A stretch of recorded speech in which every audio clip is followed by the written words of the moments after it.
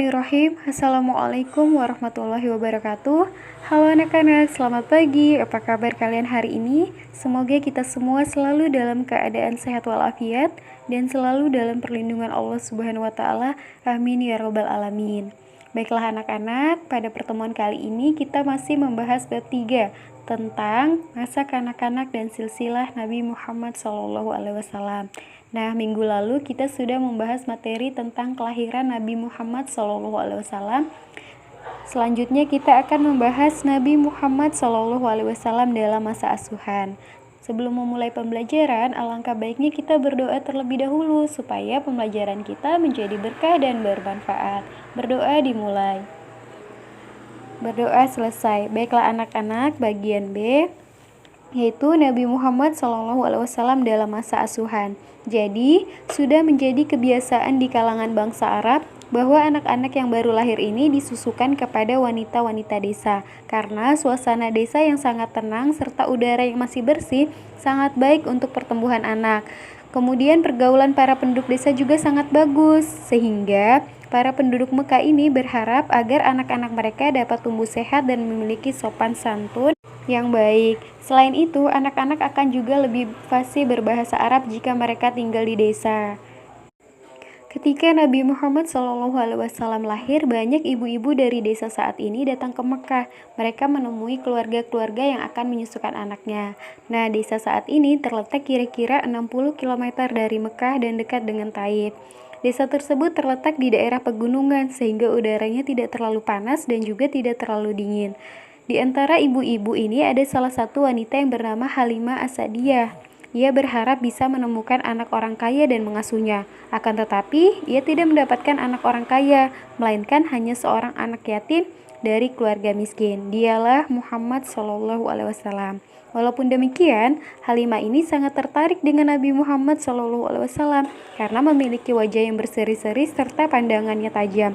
Kemudian, ia pun mengambil Nabi Muhammad untuk disusui dan diasuhnya. Aminah dan Abdul Muthalib pun melepaskannya dengan senang hati.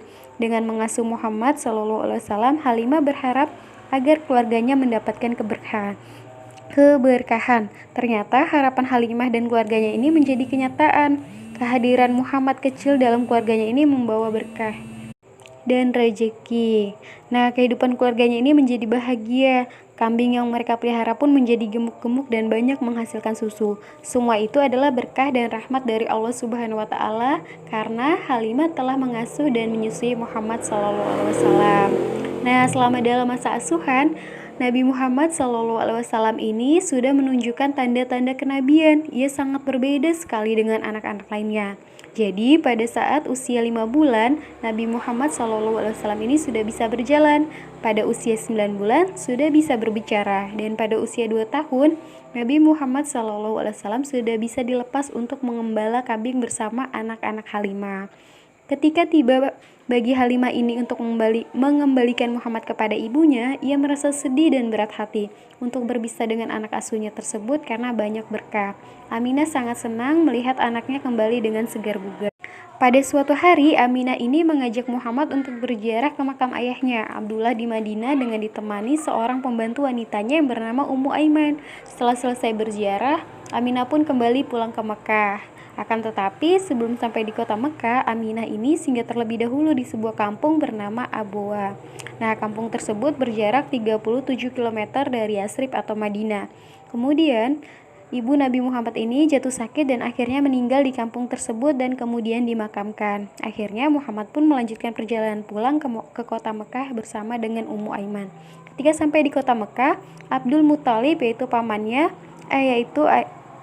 kakeknya menyambut kedatangan mereka dengan penuh rasa haru dan duka. Kemudian Nabi Muhammad diasuh oleh Abdul Muthalib. Aminah hanya sempat mengasuh Muhammad selama 2 tahun ketika Aminah meninggal dunia. Saat itu usia Nabi Muhammad SAW ini adalah 6 tahun. 2 tahun kemudian kakeknya pun meninggal dunia karena sakit tua. Saat itu usia Nabi Muhammad SAW ini sudah 8 tahun. Akhirnya Nabi Muhammad pun diasuh oleh pamannya yang bernama Abu Thalib. hingga remaja. Nah, anak-anak mungkin itu saja materi yang dapat Ibu sampaikan. Apabila masih ada yang kurang jelas atau belum dipahami, silahkan ditanya. Ibu akhiri, wassalamualaikum warahmatullahi wabarakatuh.